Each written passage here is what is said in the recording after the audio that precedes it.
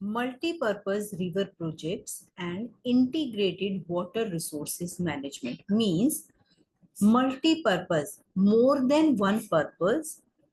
River projects means the projects which are made on rivers.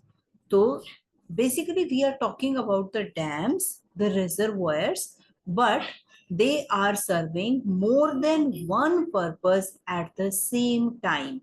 And integrated water resources management means these water resources, how to manage, and all the purposes are integrated with each other. Okay, so this is the meaning of this.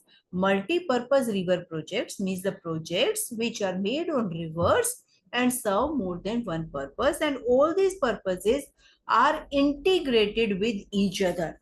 Means meaning is same this way also, like more than one purpose, but these are integrated. Means at the same time, water resources, how these are managed.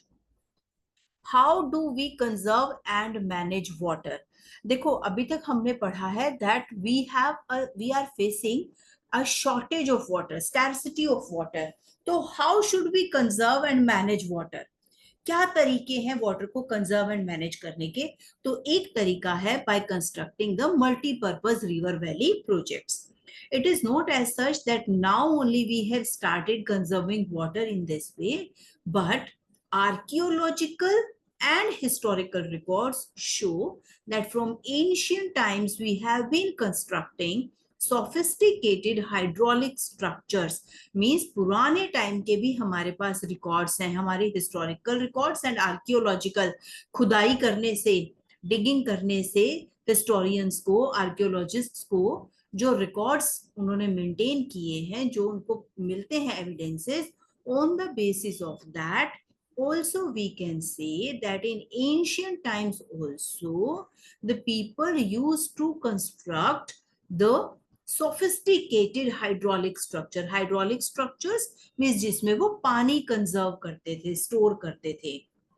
like dams built on of stone rubble के बने हुए dams का evidence मिलता है, रेजर्वोयर्स मिलते हैं, lakes मिलती हैं एंशियंट इंडिया की, एम्बैंकमेंट्स हैं, कैनाल्स हैं इरिगेशन के लिए. सो ये सारे के सारे हाइड्रोलिक स्ट्रक्चर्स हमें आर्कियोलॉजिकल एंड हिस्टोरिकल रिकॉर्ड्स में मिलते हैं, which prove that in ancient times also people of India used to store water. Not surprisingly, we have continued this tradition in modern India by building dams in most of our river basins. River basins means total area which is drained by a river.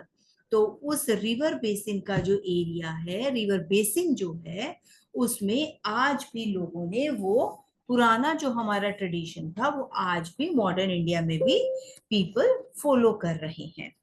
अब हमें 5 examples दिए हैं ancient India के, hydraulic structures in ancient India, जिससे ये prove करते हैं. Like आपसे अगर क्वेश्चन पूछता है examiner that give it how to prove, or how can you say that in ancient India, ancient times also people used to store water by constructing the hydraulic structure. So you will have to give the evidences, you will have to give the examples.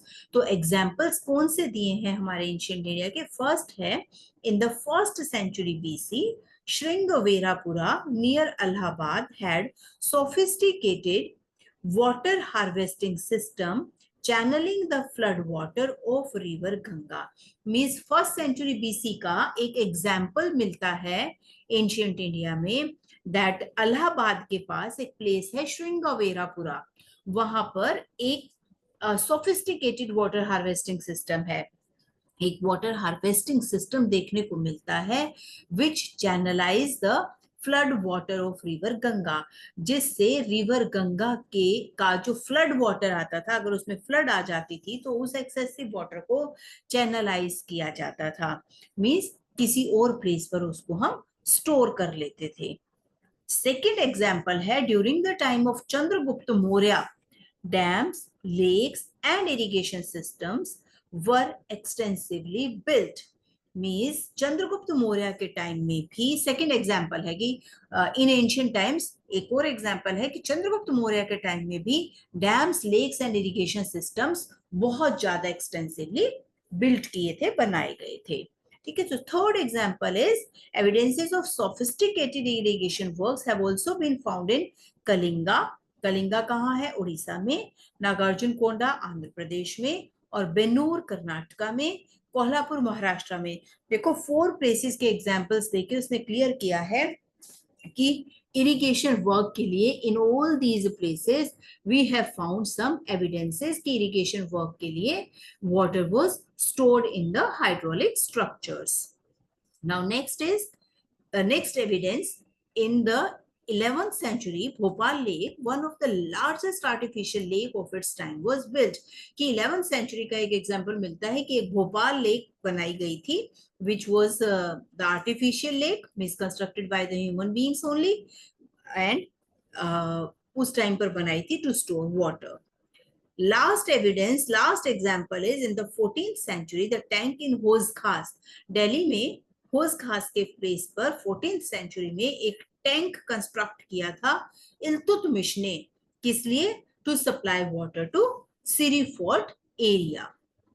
ठीक है, सिरी fort area को पानी store करने के लिए, पानी transport करने के लिए 14th सेंचुरी में इल्तुतमिश ने कंस्ट्रक्ट किया था एक टैंक होज खास में। ठीक है, तो all these are the 5 examples which you are to learn as it is. Thank you. In one day, you are to learn only this much content.